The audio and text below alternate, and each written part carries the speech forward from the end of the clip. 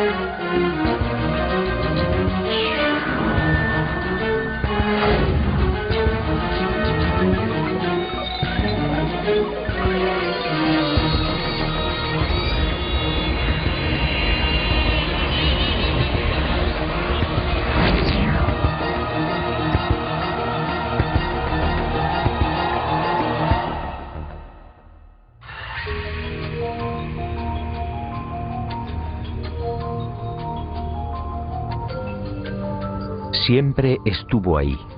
El hombre primitivo alzó también la vista hacia ella y sintió curiosidad.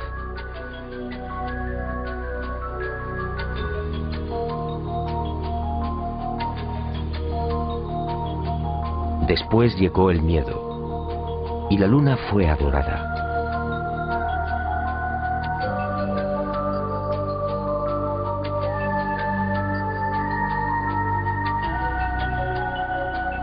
Más adelante los seres humanos la convirtieron en un sueño, a veces bello, a veces terrorífico. Y el satélite natural de la Tierra se convirtió en emblema de lo utópico, de lo inalcanzable.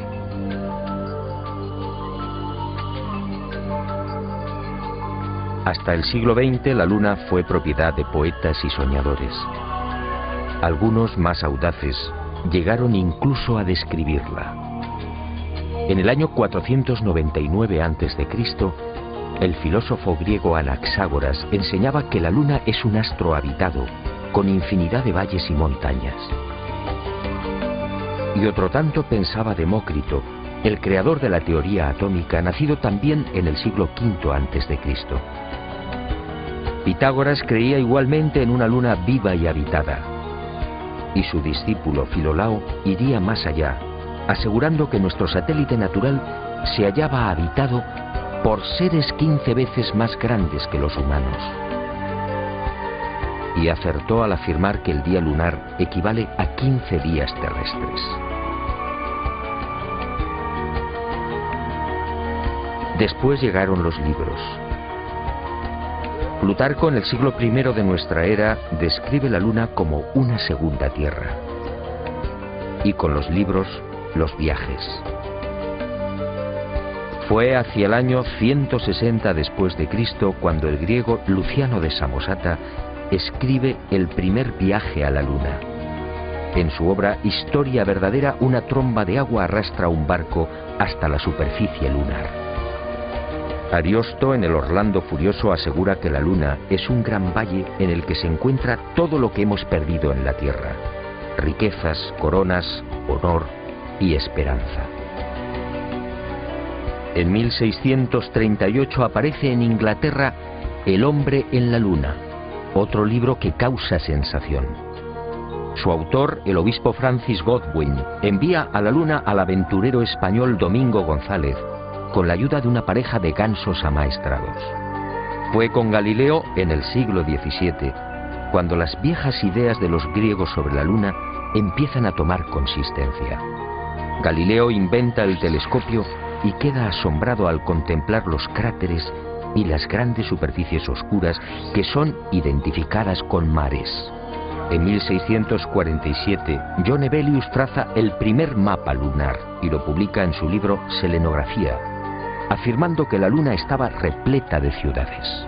Entusiasmado con estos descubrimientos, Cyrano de Bergerac publica en 1648 su célebre Viaje a la Luna, un libro asombroso en el que por primera vez se habla de cohetes. Cyrano describe dos astronaves, una impulsada por la evaporización del rocío, la otra por un cohete de 3 fases. Sería este trabajo justamente el que serviría de inspiración a Julio Verne y a los padres de la astronáutica moderna. En 1671, Querubín de Orleans publica un segundo mapa lunar.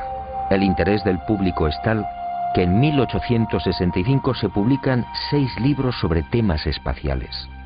El más conocido fue sin duda De la Tierra a la Luna, del genial Verne. Y en 1903, el ruso Tsiolkovsky proporciona las pautas que servirían de modelo a la cohetería del siglo XX.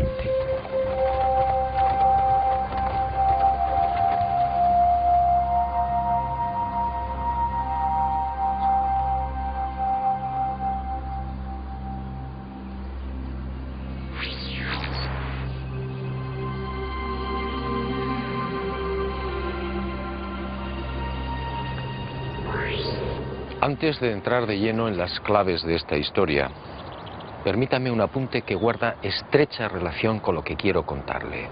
Sígame de nuevo y guárdelo en su memoria.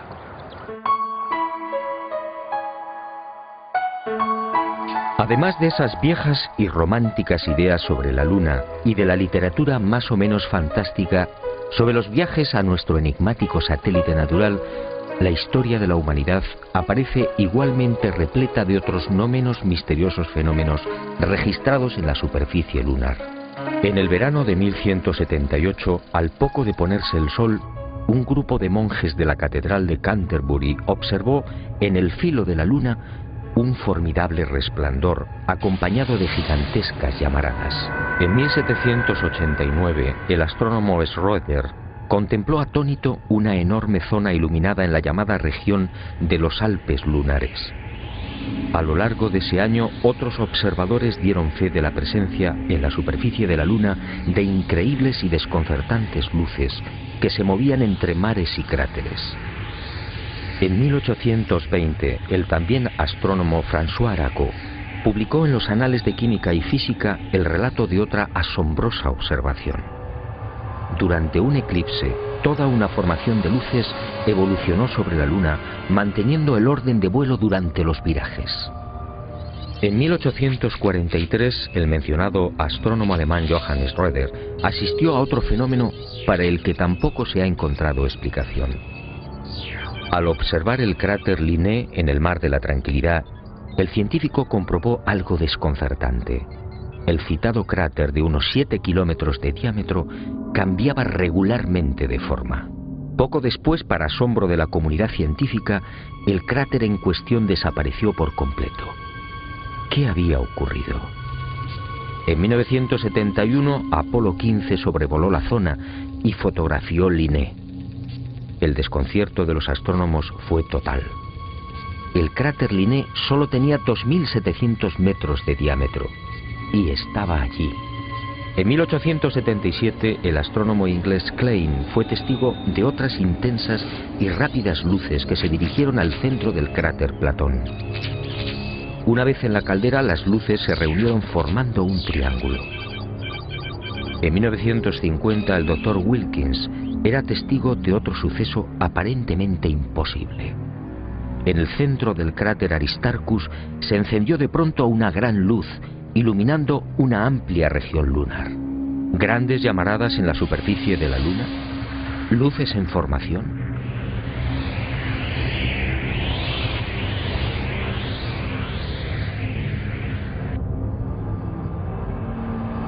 ¿Qué estaba pasando en la Luna?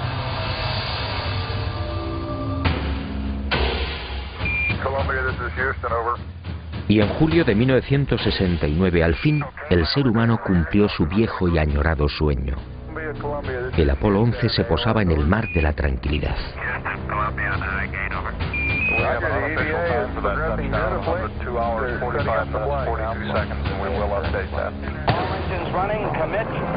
Y el mundo vibró con aquellos primeros y tímidos pasos de Neil Armstrong.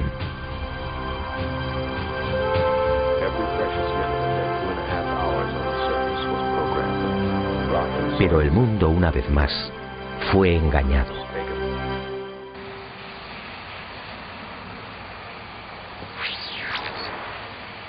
Muchos de los que vivimos aquel histórico y emocionante momento nos hicimos la misma pregunta. ¿Por qué ese obsesivo interés por conquistar la Luna? Fue el alto militar norteamericano al que me he referido y al que desde ahora llamaré Mirlo Rojo, quien años más tarde respondería con una información que me dejó perplejo. Una información secreta que muy pocos conocen. Las nuevas generaciones no saben o no recuerdan. A la Luna se fue a investigar, sí, y se ha dicho también que fue una cuestión de prestigio. Una especie de apuesta entre soviéticos y norteamericanos.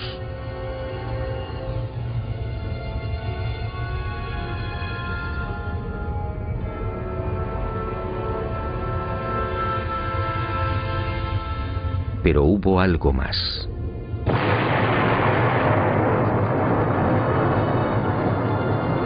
En los años 50, tras la amarga experiencia de la Segunda Guerra Mundial, soviéticos y aliados se embarcaron en una loca carrera de armamento.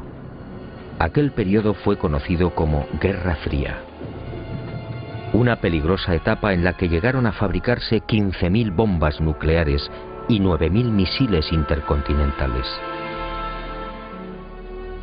Y de pronto soviéticos y occidentales experimentaron un brusco giro. De la noche a la mañana, sin aparente justificación, la URSS sorprendió al mundo, situando en órbita el primer satélite artificial, el Sputnik. Era el 4 de octubre de 1957. Y armas nucleares y misiles intercontinentales quedaron en segundo plano. ¿Por qué? Y la opinión pública, atónita, asistió a otra sucesión de acontecimientos no menos desconcertante. Estados Unidos se enganchó también a la incipiente carrera espacial, manteniendo en la sombra su obsesión armamentística. Pero los soviéticos mantuvieron la delantera. Mientras los norteamericanos fallaban una y otra vez en los lanzamientos, el 12 de septiembre de 1959, el Lunik 2 ruso conseguía el primer impacto en la Luna. Poco después, el Lunik 3 enviaba las primeras imágenes de la cara oculta. Y el mundo siguió preguntándose, ¿qué ocurría? ¿Por qué este obsesivo interés por conquistar el espacio y sobre todo la Luna? Pero soviéticos y norteamericanos siguieron guardando silencio sobre sus auténticos intereses. Los humillados norteamericanos recibirían el golpe de gracia el 12 de abril de 1961. Ese día el cosmonauta Yuri Gagarin se convirtió en el primer ser humano que orbitaba la Tierra. Y el mundo, en especial la nación norteamericana, fue sorprendido de nuevo. 44 días después de la hazaña de Gagarin, el presidente Kennedy compareció ante el Congreso, comprometiéndose a lavar el honor del país. En aquella oportunidad, un Kennedy firme y sereno asombró al mundo.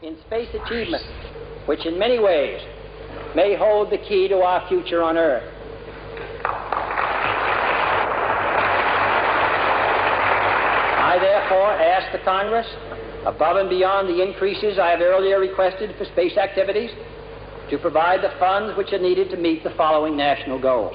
First, I believe that this nation should commit itself to achieving the goal, before this decade is out, of landing a man on the moon and returning him safely to the Earth. ¿A qué se debían estas extrañas prisas? ¿Qué estaba ocurriendo? Aparentemente las palabras de Kennedy obedecían a la necesidad de recuperar el prestigio y la hegemonía militar. Y era cierto en parte. La verdad era otra. La verdad llegaría años más tarde y de la mano de Mirlo Rojo. Él confió en mí y me hizo partícipe de su gran secreto.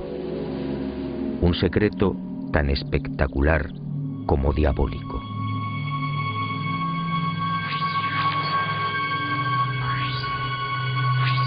Soviéticos y aliados mintieron a la hora de justificar aquella loca carrera espacial. Todo empezó en la década de los años 40. En esas fechas, las intensas oleadas ovni registradas en el mundo pusieron en máxima alerta a los militares soviéticos y aliados. Para ellos estaba claro: aquellos objetos pertenecían a civilizaciones no humanas, civilizaciones muy avanzadas. El mundo nunca lo supo. Aquellos miles de avistamientos fueron la gran razón que impulsó a los militares al referido y brusco giro en la carrera armamentística, y concibieron la necesidad de fortalecer los sistemas defensivos, concediendo absoluta prioridad al espacio. Los militares no eran ajenos a los extraños fenómenos luminosos que se registraban en la Luna y que venían reportando los astrónomos. Y desde los años 50, tanto Estados Unidos como la antigua URSS redactaron planes concretos para pisar el satélite natural y establecer bases que, según ellos, pudieran controlar y contrarrestar la presencia de estas astronaves no humanas. Horizon fue uno de estos proyectos diseñado en secreto por el Pentágono. Ni siquiera Kennedy tuvo conocimiento del gran plan. Sencillamente fue engañado. Y consideró de buena fe que los Estados Unidos deberían ser los primeros en ese supuesto desafío técnico y científico. Según Mirlo Rojo, la campaña de intoxicación desplegada por las diferentes agencias gubernamentales norteamericanas y los servicios de inteligencia hizo el resto. Kennedy y la opinión pública mordieron el anzuelo. En la noche del 24 al 25 de julio de 1955 se produjo un nuevo incidente ovni que aceleraría los planes de los militares.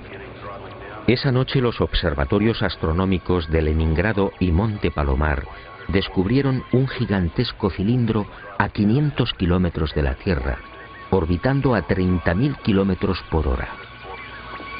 El objeto tenía más de 10 kilómetros de longitud. Días después, soviéticos, norteamericanos, franceses e ingleses se reunían en secreto en Ginebra, confirmando sus temores. Aquella formidable máquina, obviamente, no era humana. Pero ocurrió algo imprevisto. Los soviéticos no aceptaron los consejos y directrices de los militares aliados para establecer un proyecto conjunto en el control del espacio. Y el 4 de octubre de 1957, ante la sorpresa del mundo y la irritación de los aliados, tomaron la delantera con el ya referido lanzamiento del Sputnik.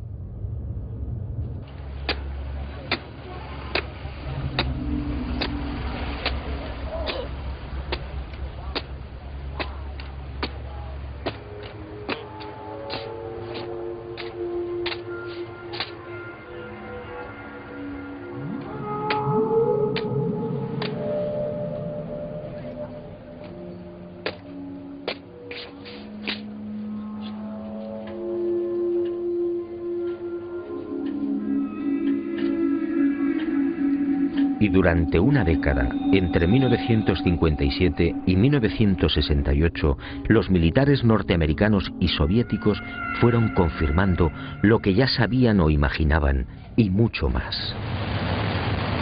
En ese periodo fueron lanzadas más de 20 sondas automáticas que se estrellaron en la Luna o alunizaron suavemente.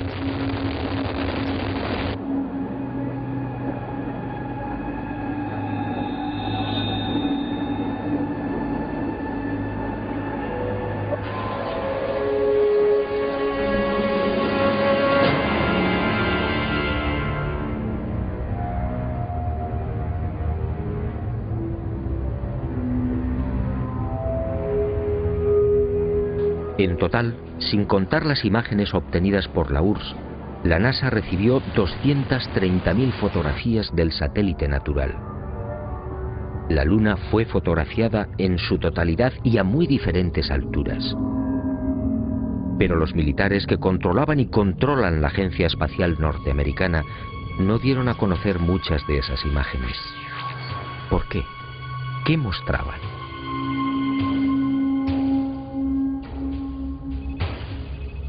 Cuando Mirlo Rojo me entregó algunas de estas fotografías quedé desconcertado.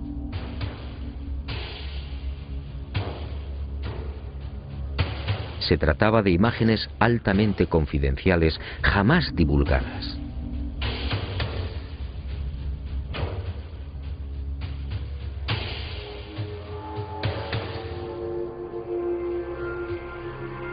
En una de ellas, tomada por la sonda Orbiter 2 en noviembre de 1966, se aprecian dos muros o carreteras paralelos de 27 kilómetros de longitud. Cada una de estas construcciones totalmente artificiales tiene una anchura aproximada de 450 metros. En el muro o carretera de la derecha se aprecia incluso un curioso detalle. La construcción ha sido alterada rompiendo la impecable línea recta con una curva de 1000 metros. En otra de las fotografías, los militares norteamericanos descubrieron lo que llamaron la Gran Presa, una no menos enigmática construcción de 5 kilómetros de longitud al norte del Mare Imbrium. El 19 de noviembre de 1966, la misma Orbiter 2 captaba a 48 kilómetros de altura y sobre el Mar de la Tranquilidad otra extraña formación. En esta ocasión se trataba de enormes pilares o monolitos perfectamente alineados de 3 en fondo. En total, 30 obeliscos de idéntica altura. Aquello obviamente no podía ser una formación natural. En total, según mi confidente, NASA terminó censurando 900 fotografías. Todas ellas pasaron directamente a los archivos del Pentágono. En ellas se distinguen grandes plataformas, posibles ruinas de edificios o ciudades, carreteras y gigantescas cúpulas. Las sospechas de los militares en efecto se cumplieron y prosiguieron con el plan previsto.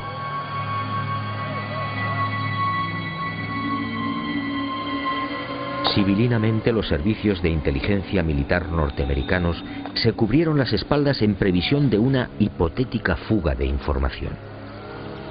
Para ello, utilizando a NASA como pantalla, propiciaron la redacción de un informe que los eximiera moral y jurídicamente de cualquier responsabilidad en caso de ocultamiento.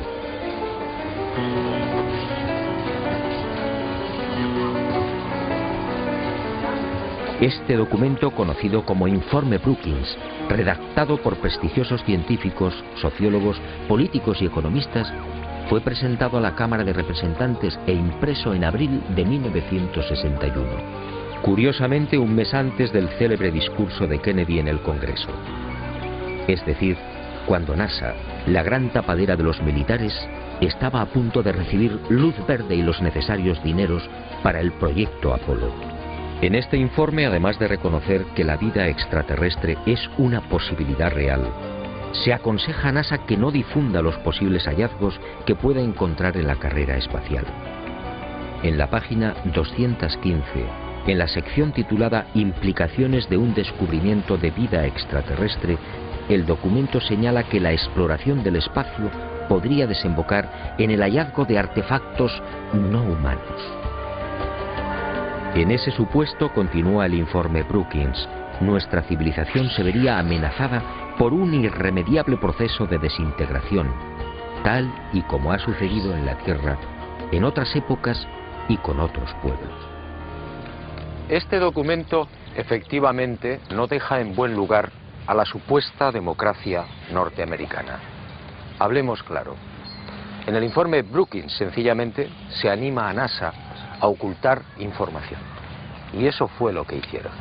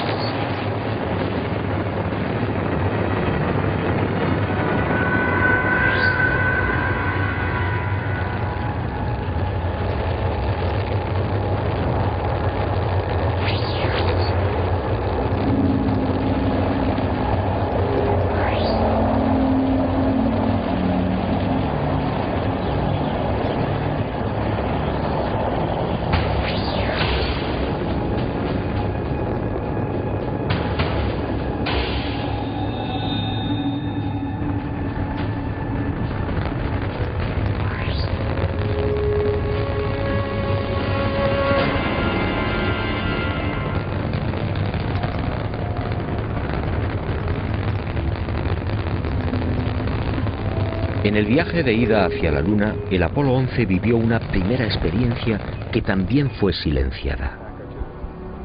Cuando se hallaba a 200.000 kilómetros de la Tierra, un extraño y gigantesco objeto apareció en las proximidades de la nave. Los astronautas lo describieron como una formidable L, algo similar a una maleta abierta, aunque en ocasiones cambiaba de forma, adoptando la figura de un cilindro. La noticia se filtró a la prensa, pero NASA, fiel a su consigna de ocultamiento, zanjó el asunto con una explicación tan absurda como insostenible. Lo observado por el Apolo 11 solo era el sobrealimentador del cohete Saturno IV.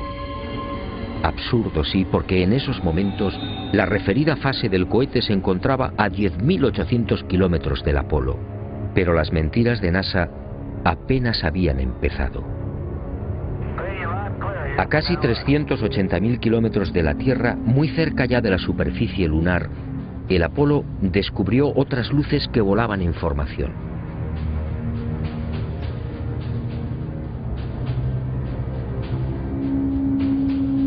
Según Mirlo Rojo, aquellas luces parecían esperar al Apolo 11.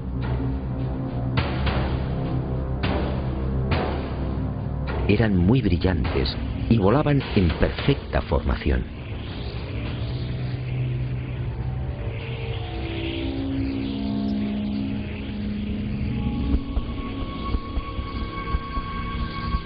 Poco después se alejaron a gran velocidad, desapareciendo hacia la superficie de la Luna.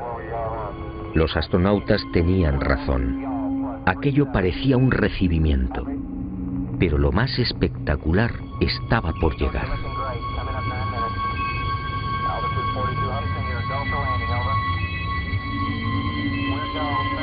Armstrong y Aldrin descendieron finalmente. Su compañero Collins permaneció en órbita lunar a 110 kilómetros de altura.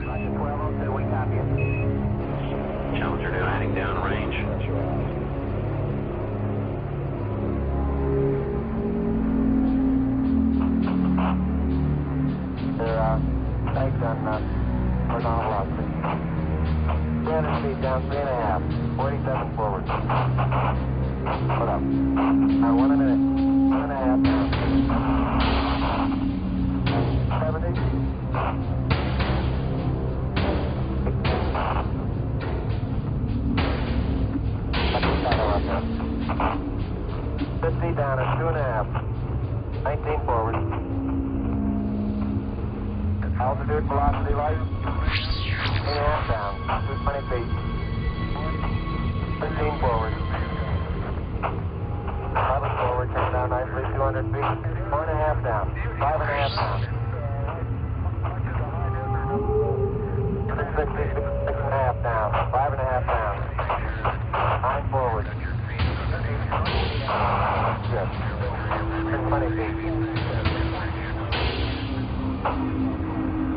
100 feet, 3.5 down, 9 forward. 5%. 185. 75 feet. Head looking good, down a half. 6 forward. Challenger now heading down range.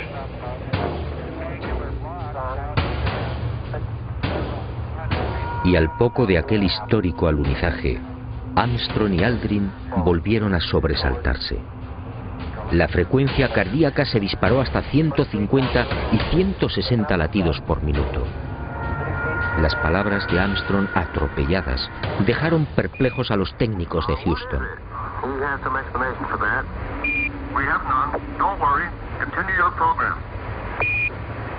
Oh boy, it's really something civil fantastic here. You couldn't ever imagine this. Roger, we know about that. Could you go the other way? Go back the other way. Well, that's kind of rich and pretty spectacular. God, what is that there?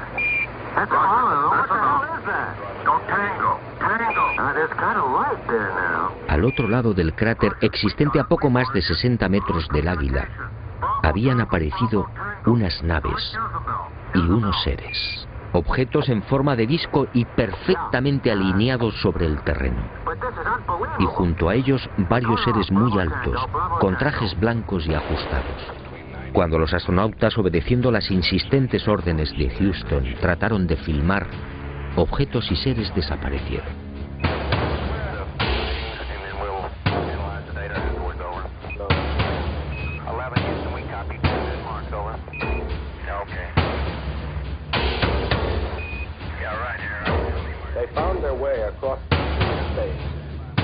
Y llegó el momento culminante, el verdadero objetivo de Apolo 11, la secreta razón que impulsó a los militares a conquistar la Luna.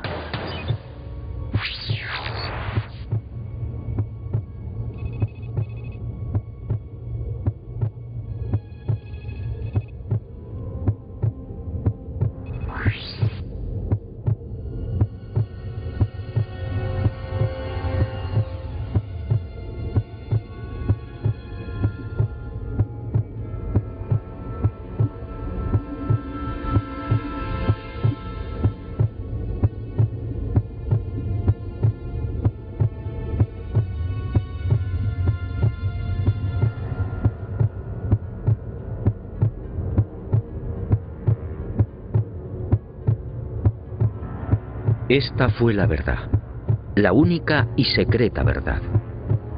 Aquel 21 de julio de 1969, Armstrong y Aldrin se alejaron escasos metros del módulo, filmando esta increíble construcción. Esta película de 14 minutos jamás fue difundida por NASA.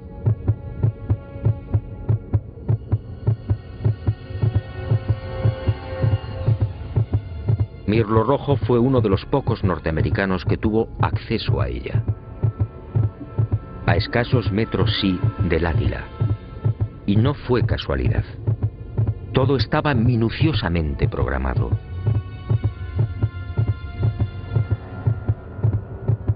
Estas misteriosas ruinas, como otras igualmente filmadas por los restantes Apolos, habían sido fotografiadas con anterioridad por las diferentes sondas automáticas.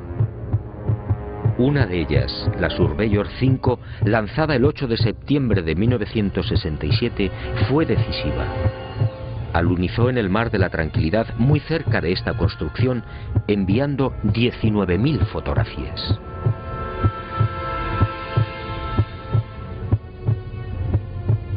Edificios en ruinas. Edificios en la superficie de la Luna. Edificios aparentemente de una gran antigüedad. Pero, ¿quién los había levantado? Nosotros los humanos, obviamente no. Solo quedaba una respuesta. Esto era obra de una civilización no humana.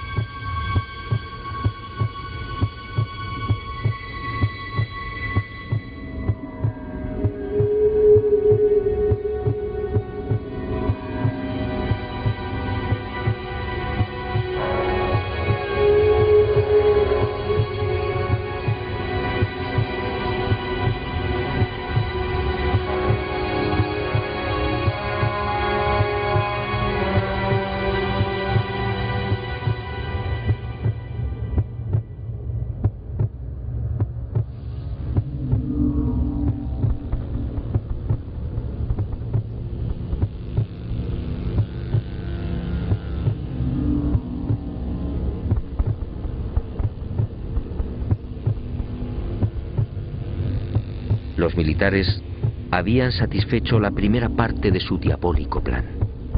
Ahora quedaba la segunda.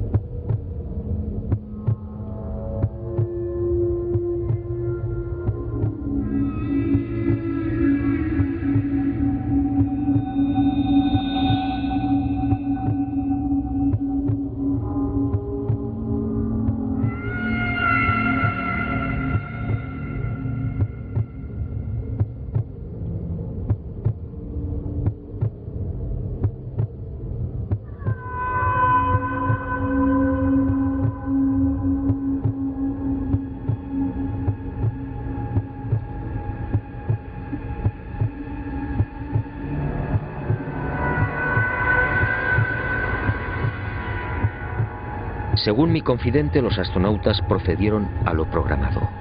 Recogieron muestras de los muros, tomaron medidas y se retiraron.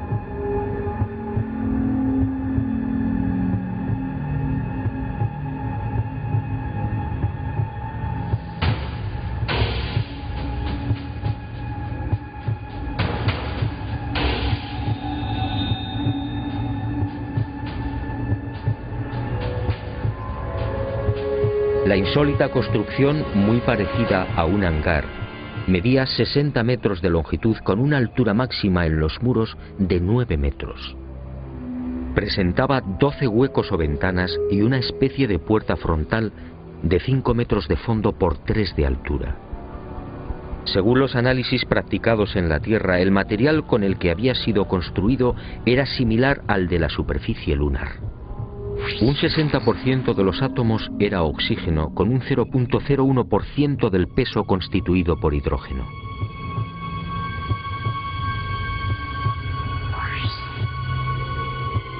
Las paredes se hallaban muy erosionadas. Esta circunstancia, dado que en la Luna no existe prácticamente atmósfera, hizo pensar a los militares que el edificio en cuestión podía tener varios miles de años.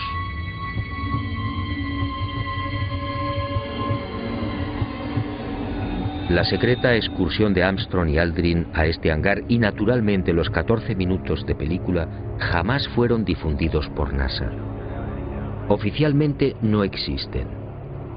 Pero poco faltó para que la increíble aventura se filtrara a la opinión pública. Todo se debió a un error de NASA que permitió la publicación en aquel 21 de julio de una escueta e incomprensible noticia. En un teletipo que dio la vuelta al mundo se afirmaba textualmente: el corazón del astronauta Neil Armstrong alcanzó las 160 pulsaciones por minuto al finalizar hoy su paseo lunar, mientras se hallaba trabajando en la dura operación del cargamento de muestras de rocas y suelo lunar.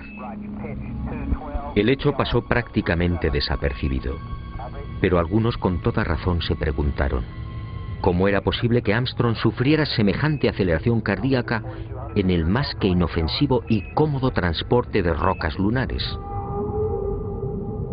En el delicado descenso del Águila, la frecuencia cardíaca de Armstrong llegó a 156 pulsaciones por minuto.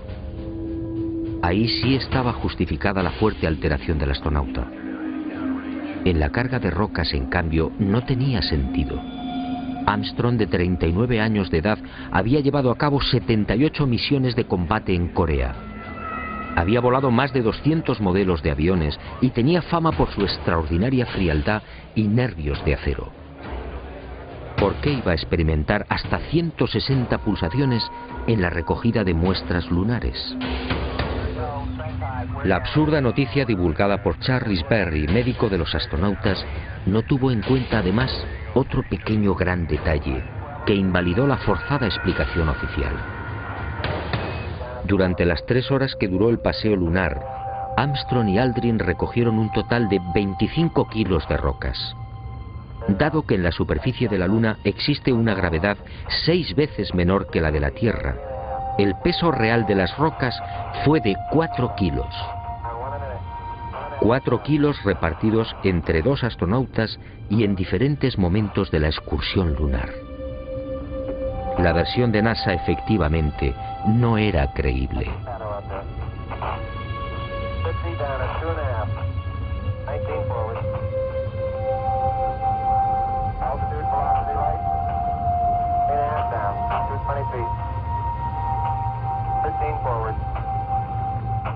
Una vez más, mintieron.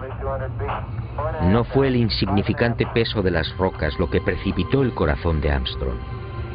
Fue la visión de aquel edificio. A pesar de su excelente preparación física y mental, el astronauta, consciente de la trascendencia de lo que tenía delante, no pudo evitar la lógica e intensa emoción. Y otro tanto sucedió con Aldrin. Pero la frecuencia cardíaca de este último no fue registrada porque los circuitos electrónicos del traje espacial no se hallaban conectados a la consola que recibía la información biomédica.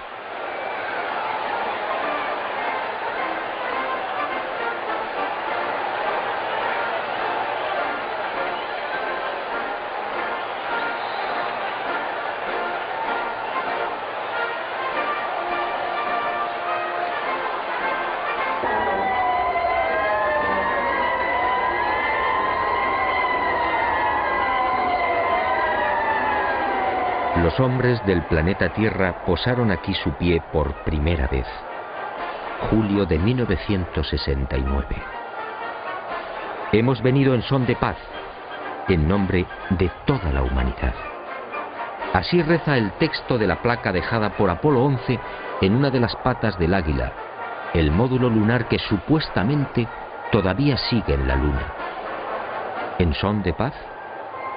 Nueva mentira de NASA y de sus propietarios, los militares norteamericanos.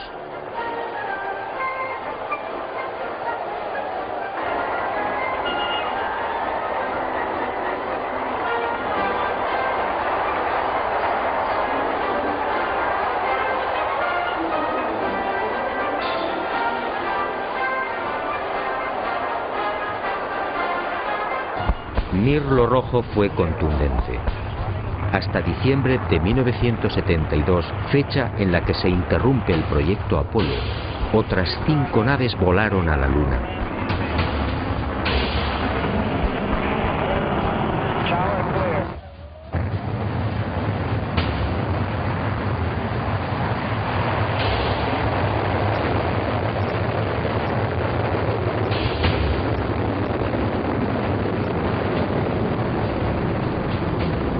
Y volvieron a filmar construcciones. Después, esas edificaciones fueron bombardeadas y destruidas. Y existe la fundada sospecha de que Estados Unidos utilizó armas tácticas nucleares contaminando la Luna.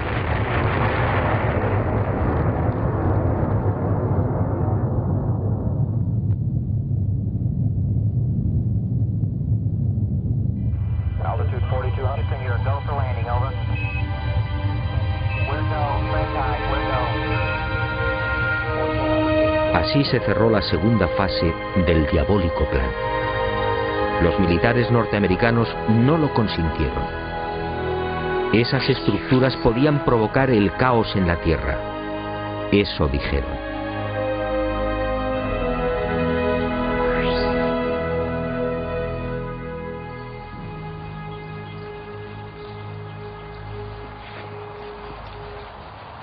Sí, amigo. En los restantes Apolo sucedieron muchas cosas. Cosas extrañas y secretas. Pero esa es otra historia que quizá algún día me decida a contar. Suponiendo, claro está, que siga vivo. Por cierto, desde aquel diciembre del 72 han transcurrido más de 30 años. ¿Estamos pensando lo mismo? ¿Por qué nunca se volvió a la Luna?